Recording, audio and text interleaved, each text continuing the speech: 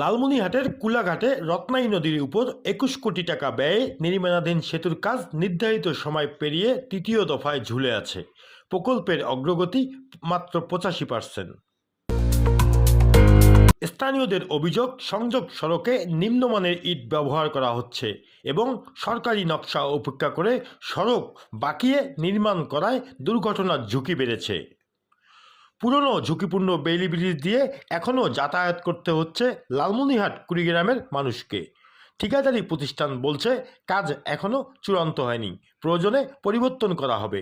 কাজে কখনো আপনি দেখবেন? আপনি আমার করার কিছু নাই, তো বললে করার কিছু নাই না, এই যে মনে করেন আমি কাজ করে যাচ্ছি। দেখেন ভাই, আপনি দেখেন, আপনি নিজে দেখেন, এই যে সরকারি কাজে এগুলা কখনো 13 নম্বরই ইট হয়?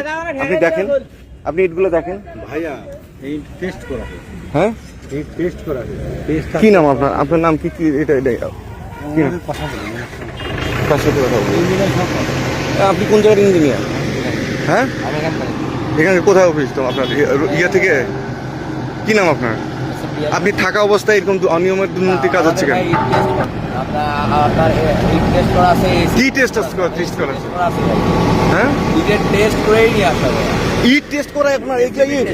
এগুলা এই ইটগুলা কিন্তু একটা সরকারি জায়গার সরকারি কাজের মধ্যে। আমি অনুরোধ করছি, দেখেন সড়ক ও জনপথ বিভাগ বিষয়টি পরিদর্শন করবে বলে জানিয়েছে। কোলাঘাটের যে পাশে যে স্টিল ব্রিজের পাশে যে নতুন করে যে সংযোগ সড়ক স্থাপন হচ্ছে, ব্রিজটি প্রায় ৮০% কাজ শেষ হয়েছে। তো আমি এ ব্যাপারে কালকে সরেজমিনে গিয়ে দেখেছি যে কাজগুলো নিম্নমানের কাজ হচ্ছে। হ্যাঁ, কিভাবে ভাই বুঝবেন নিম্নমানের কাজ?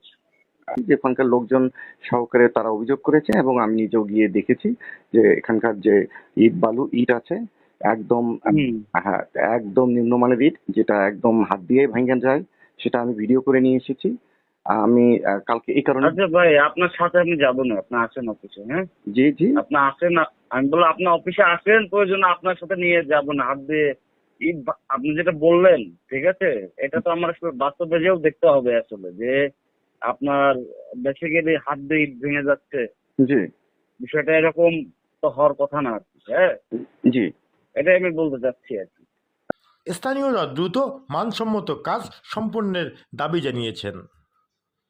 Mahi Jewel, local news 24, Lalmonirhat.